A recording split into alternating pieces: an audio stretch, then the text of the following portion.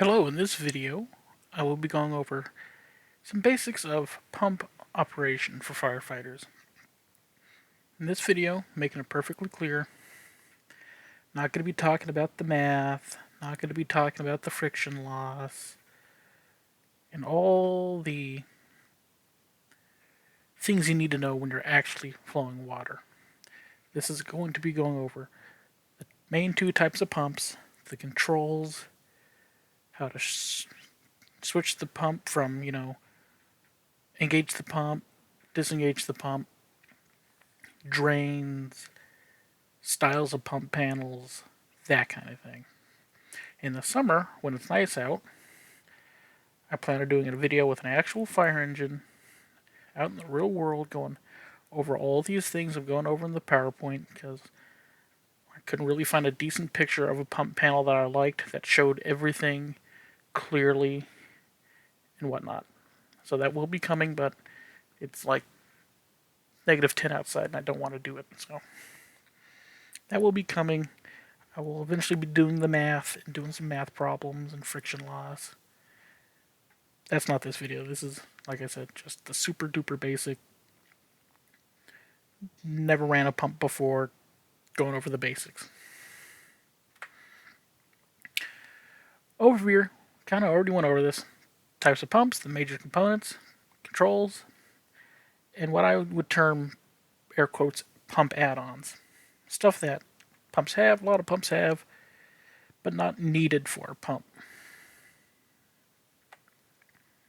Alright, there's two main types of pumps. Single stage and two stage pumps. Now, as far as NFPA concerned, who dictates all the rules of these things, they're both tested to the same standard for fire pumps, so they'll both do the same job.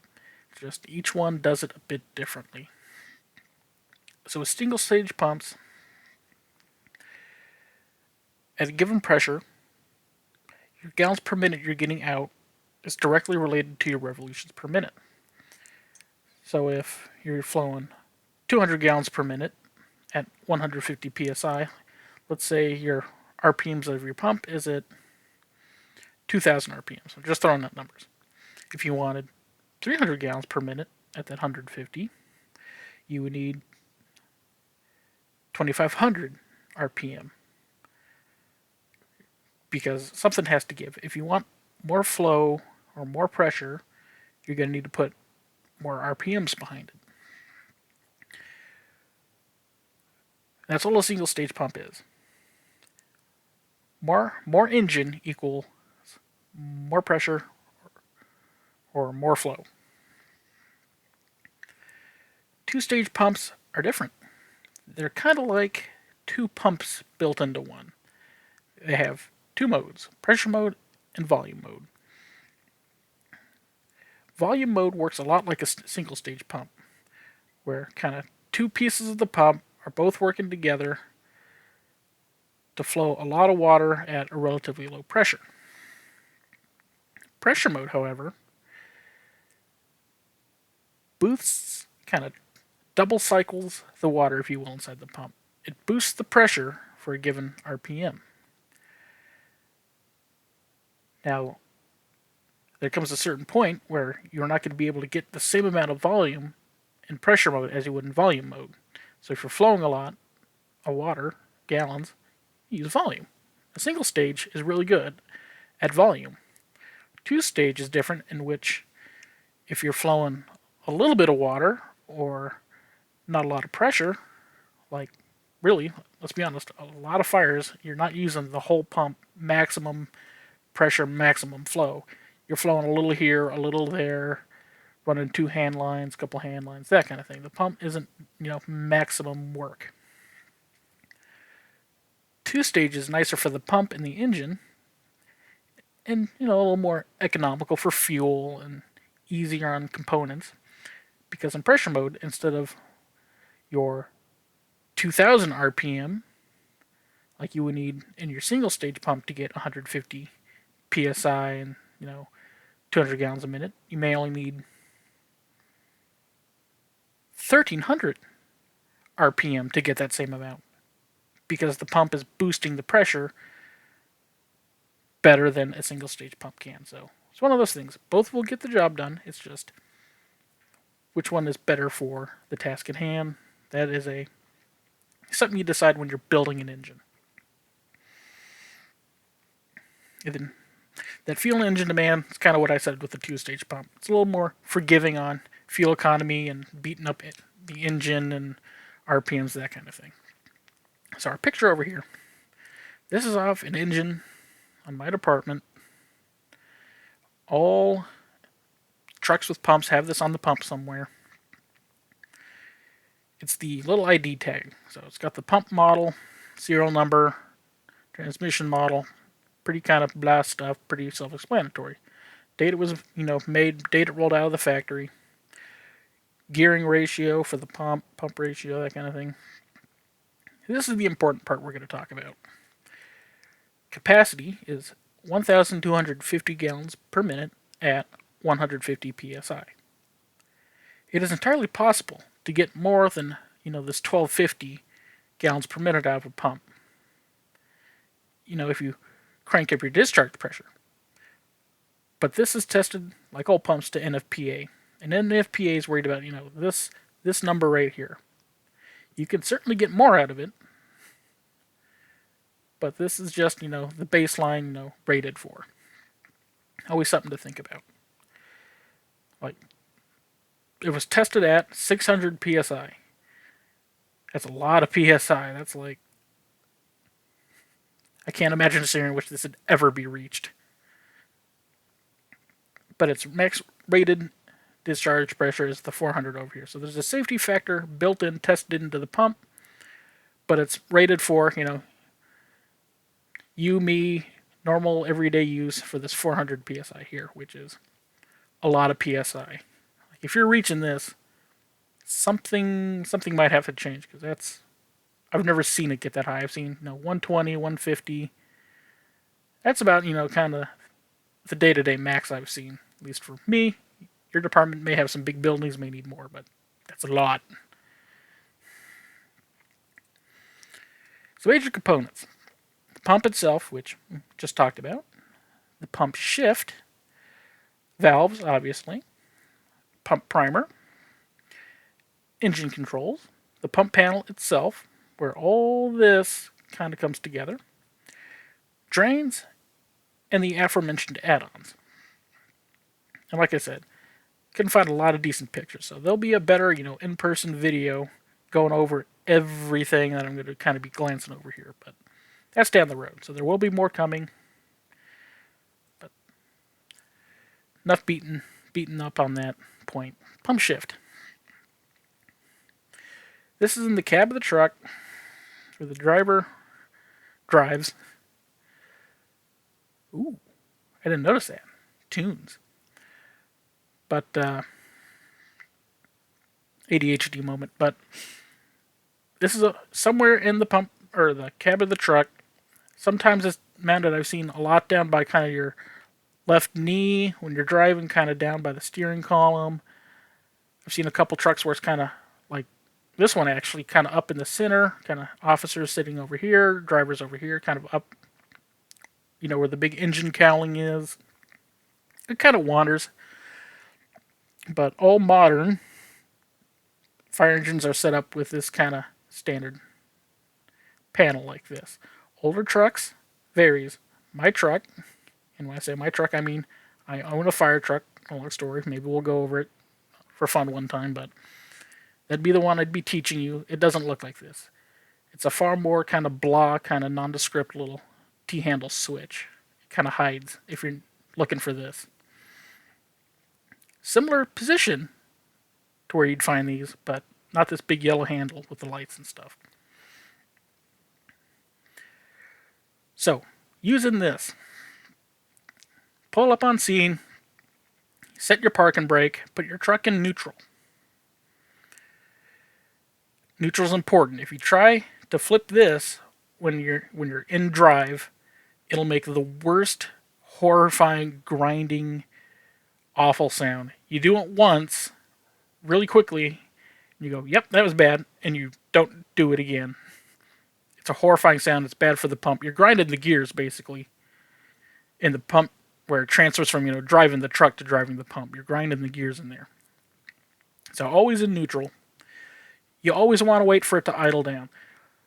This isn't so much a problem when you're going into pump as it is a problem when you're coming out of drive,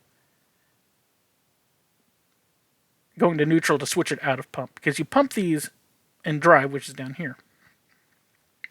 And so you hop in, you put your foot on the brake, you switch it to neutral, and you maybe may idle and drive at, 1,000 RPM or something when it's idle, actual neutral idle point maybe at 750. So you just want to wait for that to come down to baseline before you go switching this. Give it a second, watch your gauges.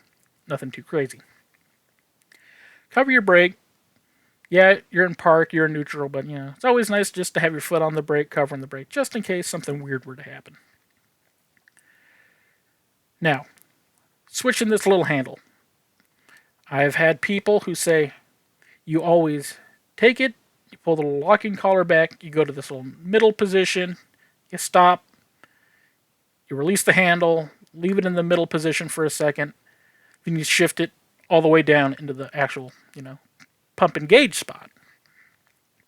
Then I've had people say you can, pull the locking collar and just a nice, smooth, easy flip down into engaged, where you're not really stopping in the middle, just a nice, smooth, easy transition. And in those two groups, there are people who say, oh, it's really bad for the pump if you just move it down in one motion. You really have to, sit in the middle. Or others who say, it really doesn't matter, just shift the thing. I've heard when department I was on got a brand new truck, brought this up. This very point, do you stop in the middle or do you go switch it all the way through? It doesn't matter. He said the way that the factory teaches it to the trainers, it's just a nice, easy, unlatch the little latch, smooth transition down all the way down into the bottom notch. You can stop in the middle. Neither one hurts it, but really, just a nice, easy, smooth transition. It's good. Don't go slamming it, quick back and forth. As long as you're gentle with it, whichever's fine. Really doesn't matter. Valves and primers. Manual versus other. This is talking about valves. Manual valves are the ones, at least for me, I'm most familiar with. These are the ones where it's got the long handle on it, and you pull the handle, you unscrew the little valve lock. It says, twist to lock, so you don't accidentally bump it, and go open it all the way, that kind of thing. But you pull the long, valve handle, and it's connected to a long rod, which we'll save that because there's actually a nice picture coming up. But basically, you moving the handle opens and closes the valves. There are a couple other forms of valves. Electric valves are one that I'm familiar with. Not as much as the manual ones, but I have used them, where it's a little switch, and I've seen this for intakes, on the bumper or that kind of thing, where it says, bumper intake, open, close, and it's got a little light on it, and you press the button for open, and you hold it, and the light comes on, and it's open. And when you close it, the light goes out, and you hold it for a little bit, so it's nice, and it's closed and there. And then there's also air-driven valves. I've seen this once in a video for a tank to pump, so from the water tank on the truck into the pump. And he just reaches up and flicks a little toggle switch, and you hear the little hiss of air, and it opens the tank. Sweet, quick, never played with it.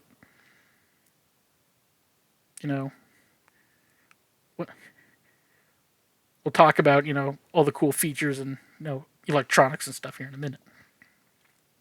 Valve locks already talked about, just, an easy twist lock, so you're not bumping it open, that kind of thing. Gating valves. This will come more in actual, doing the math and when we get to that point. But basically, if you have to flow one hand line at 200 psi and another one at 150, You set the truck for 200 psi. You set it for your maximum that you need. That valve you open all the way. The 150, you open, 3/4 of the way until its little indicator is at 150. You twist your lock. That's how you get, different pressures out of different hand lines. You kind of open them partially, but not all the way. And then primer types. Up here is our primer motor. It's a lot like, for car people, the starter motor on a car. And the reason trucks have a primer motor is because your actual fire pump can't pump air, it can only pump water. Primer pumps can pump both air and water. So you use these to get that bit of air out of the pump, so you're only flowing water through your pump. And when you get air in the pump, because it sounds like someone dumped a box of rocks in your pump. It's got a real grindy, gravelly, gross sound to it. This is really important when you're drafting, because it's also how you pull water up into your pump from a draft point, that kind of thing. You don't really need to use them, from what I've heard, if you're going, just from hydrant pressure, because you're having water pushed in with pressure into your pump, or from your tank into your pump, like off your truck. Always nice to give it a hit, a little prime just to make sure all the air's out, but you don't need to in those instances. Now you'll see this one's marked 12-volt oilless. That's because there are oil and also air primer pumps. Electric ones like this, it's a little handle, you pull it, it sounds like, cow mooing, it makes a real distinctive sound. You pull it and for a maximum of I think it's 8 seconds. You don't want to burn these up, these can burn up, so you prime it for a little bit, let it cool off, ease off it for a minute or you can prime it again, but you don't want to burn these out. There's electric ones like this one, where all it is a little motor with wires. Pull the little T-handle, hit the primer button however it's set up, and that operates this. Oil ones actually have, some lightweight, 5-weight, 10-weight, oil in them, and a little reservoir, and that's how those operate when you use the primer. They actually use oil to help prime the system. And you'll know those because you'll open up, a little compartment on your pump panel, and there'll be a little tank of oil in there, and you have to occasionally top it off. And then there's air primers, which actually force a little stream of compressed air through, which pulls the water up and in. And that's how you prime the system with air. Each one does the same job at the end of the day. It's just how the truck is set up, which one they went with. And then ball and gate valves. I kind of skipped over that one. This is the ball valve rebuild kit for a fire pump. This sits in a little housing, and depending on how you have your handle set, it determines if this side is blocking the water from flowing through the pump, or this side is open, and that's letting water out of the pump into the hand line for whatever discharge you're using. Then gate valves, I believe we'll actually see here in a minute. So we're not going to hop into that, but basically, instead of a ball, it's a flat panel, and depending on how you move the lever, it rotates that valve inside the housing, so water can get past it or not. This is the inside of a pump, obviously, for those who don't know. But there's some stuff we can learn from this. I was just talking about, trying to describe how the levers control the valves. And I said, you know what? I'll save that. Here's why. Up here, at a screen, but up here is the pump panel. The levers, that control the discharges are connected to these long rods that are coming down. These rods connect to these little arms, which connect to these housings. And these housings is that ball valve that I just showed you. And so depending on, where you have the lever, it moves this, which rotates the ball valve and opens or closes it. So it's just a long linkage for manual valves. Now, if there's electronic ones, there'll be a little, couple wires coming in that you press a button and it says, I need to open it this far or close it this far, that kind of thing. Different ways to accomplish the same goal. A couple other things pointing out, this is the pump inlet. Pump inlets are usually large, and they're usually mounted the lowest on the pump. Usually. There's a couple little things that may be mounted lower on the same level, but like this is a discharge, this is a discharge. It's smaller, and you'll notice, being an inlet, it has a strainer grate on it. Outlets don't have grates. Inlets do have the little strainer mesh grates. That's another little thing to keep an eye on. And inlets, in addition, don't usually have a valve built into them. Those are the ones where you have to buy a valve, put it on here. These obviously have valves in them. So if you were to shine a flashlight in here, you can see in here, and there's the pump in there. If you were to shine a light in one of these, you'd just see a ball valve. Little things to know. Down here, well, at least down here, these two aren't drains. These are drains. Are these drains? I'm trying to remember. Those actually might be drains, yeah. These are all drains. These two are closed. You can tell because the little tag is horizontal. These are open because the little, the little label is vertical. More on drains later. Just pointing those out. This panel hanging here is the little control switch system for this ladder rack, which has, hard suction ladders and stuff on it. This controls it coming down or going up. That's all this thing hanging here is. Continuing on, little pointers. This thing, if you're wondering, is just the wiring set up in the bottom of the pole for a scene light, one of those telescoping. Loosen the little screw and you can lift the light up and rotate it. Scene lights. This is part of the foam system, compressed air foam. I'll touch on that later, just pointing that out for right now. This guy, I believe, is part of the air filtering system for the calf system. Don't quote me on that. It's been a while since I looked in here. It's been a year or two since we did this project, but I believe that's what that is. I believe that's just like a filter system for the calf's compressed air foam. Engine controls. Old school and modern. Old school, i.e. the engine that hopefully this summer I'll be doing more with, has, truck from the 80s, has this long cable. If you have an old enough truck, 90s, maybe early 2000s, will have this. And all it is a long cable that connects to the throttle on the truck. So if you want more pressure, more RPM, you twist this knob, thinking briefly, usually clockwise. That throttles it up, pulls on this cable, throttle, throttles up the engine, and if you want less, you turn it counterclockwise, it, relaxes the cable in here, that eases up on the throttle, and you throttle the engine down. More modern trucks have this kind of thing. This is, for the record, a 2-stage pump, and you can tell because it has mode, your pressure mode, and your RPM, otherwise known as volume mode, that we talked about earlier. It's got a few other nice little pointers, battery level, engine temperature, oil level, little engine monitoring tools. Up here it's got preset.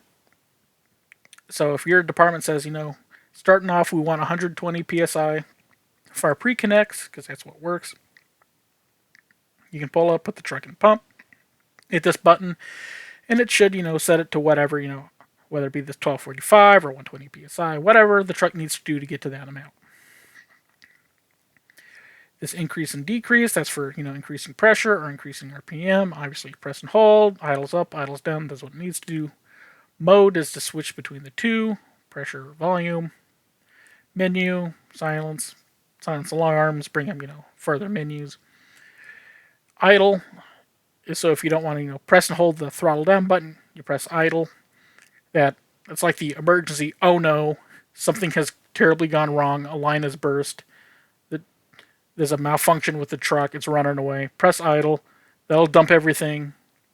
It's hard on the truck, but it's nice to have in case something really goes wrong and you need to kill the pressure quickly. Same with this big red button. It's kind of hard on the truck to go from, 3,000 RPM to idle. You want to kind of walk it down if you can, nice and gentle. But if things go awry, you can hit the button and it releases all the tension of the cable and puts it right back to idle. Pump panel. I've already talked about some of these, but here's where we kind of start putting everything together. So looking at this panel, and again, none of the pictures are all that great. I tried to find the best of the best, but it's not so great. But we'll do better in the future. There's more planned. Just looking at what I can see, these two dials, one is your, master output and one is your master inlet. And your little test dials, or your test input, there's an actual picture of these two gauges coming up. That's decent. So skipping over those for now. These are your handles that control your discharges. Same with these. These are probably discharges. These are probably like auxiliaries or inlets, that kind of thing. Just because these are all nice and aligned, or these might be pre-connects kind of thing, and these might be, these actual, capped discharges. Have a master inlet. So this one might actually have a valve inside of it because it doesn't have big external valve. This is usually being so low down on par, kind of an auxiliary inlet, so you can put a little like 2.5 inch like mini hard suction on there if you just wanted to pull a little bit of water, or you're just kind of testing the pump, filling the pump, doing something where you don't need a big amount of water coming in. You can connect a little hose down here and do that. Obviously our valves, open, close, labels. These ones like up here, these ones are all unlocked. No, these are locked because they're pointing. This one's unlocked. These, all the way in towards the center of the engine is closed. You pull them out to open the valves. This gauge is, related to this handle probably. This is probably your inlet valve. Right now it's probably closed.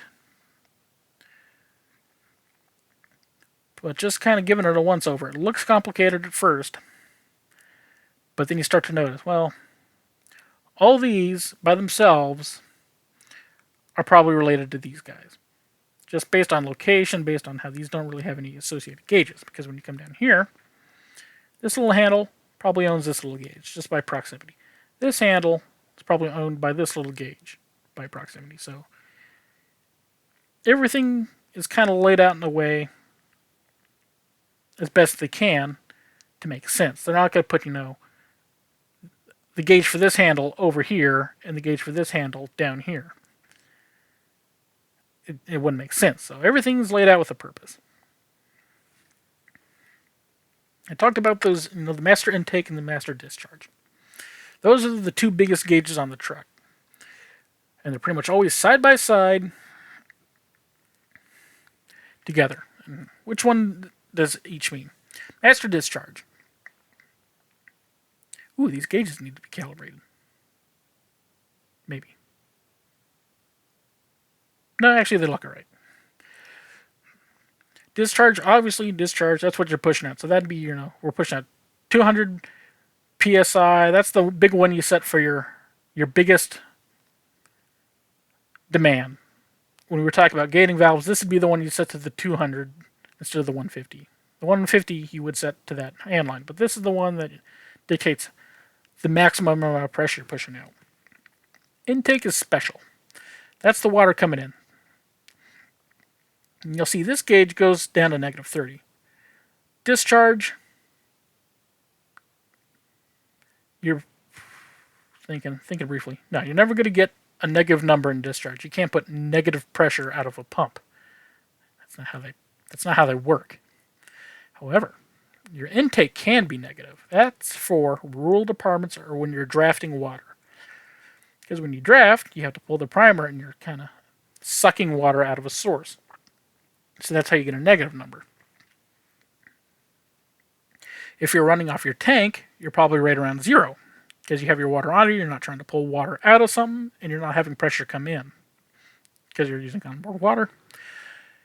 And then if you're off like a city hydrant, you'd get your, your 70 psi or your 80 psi or whatever your hydrant pressure is on here. And a little note on hydrants. You always want to keep, minimum like a 10 positive 10 psi on here, bare bones minimum. Because if you pull, 0 or a vacuum on a water main, you can collapse it. So you always want to build, keep from collapsing, water mains, breaking pipes, kicking up silt, making the neighborhood's water go rusty and gross. You want to keep some pressure on the gauge when you're coming out of a hydrant. So if it's 60, you can go to 10. You can get that 50 out of there, but you always want to keep, some reserve in the system. Then when you're drafting, if you got a negative number, you're probably still pulling water. You're pretty good.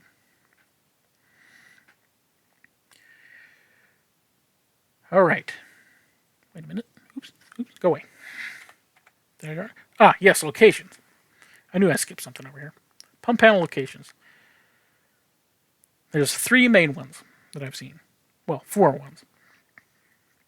This is a side mount. This is like the side of a ladder truck, or, depending on how you build your engine, where you stand on the side of the truck or a little platform here, and you run the pump from the side of the truck. And on the other side, there may be a couple more valves for other discharges, depending on how the truck is laid out, maybe, potentially, not always. But this one, you run the truck from the side. This one is probably like this one, top mount, where you're standing up on the truck, and you can see, the left side of the truck, the right side of the truck. You control everything from one spot. And then there's also like bumper mount pumps for like brush trucks. Those are ones you stand, in front of the truck and run everything from there. Pros and cons to all of them. Oh, and there's also kind of top mount ones, but they're located in the actual cab of the truck. So you climb in the back where, tail gunners sit, climb in the cab, roll up a big compartment door, and your pump panel's in there. Pros and cons to all of them. I like the top mount most. There's a nice lot, there's a good amount of visibility. If the fire's over here, you can look over there, see what's going on. You can look over here, see if everything's going cool over here. You can run your deck gun if you have to. Nice amount of view around here. Side mount, not a fan, because if your pump panel's on this side of the truck and the fire's over here, you're kind of in the dark. You kind of have to rely on what people are telling you, more so than what you can see. And then those cab-mounted ones, I've never gotten to play with. One problem I have seen with them is that because you're in the cab, you're kind of disconnected from the world. Sure, you can look out the window, see what's going on. But usually when a truck like that's been filling the onboard tank, someone has to go up, crack open the door and say, hey, your tank's full, because they're spilling on the ground. But they can't hear it, they can't really see it because they're in the cab of the truck. So they're kind of in their own little bubble. Pros, however, you're nice and warm inside of the cab of the truck, and it's cold and rainy outside. Nice, but pros and cons nonetheless. Extras. CAFs. Compressed air foam. Basically with CAFs, there's an air compressor on the truck and a big tank of foam. And certain handlines have little air tubes plumbed into them.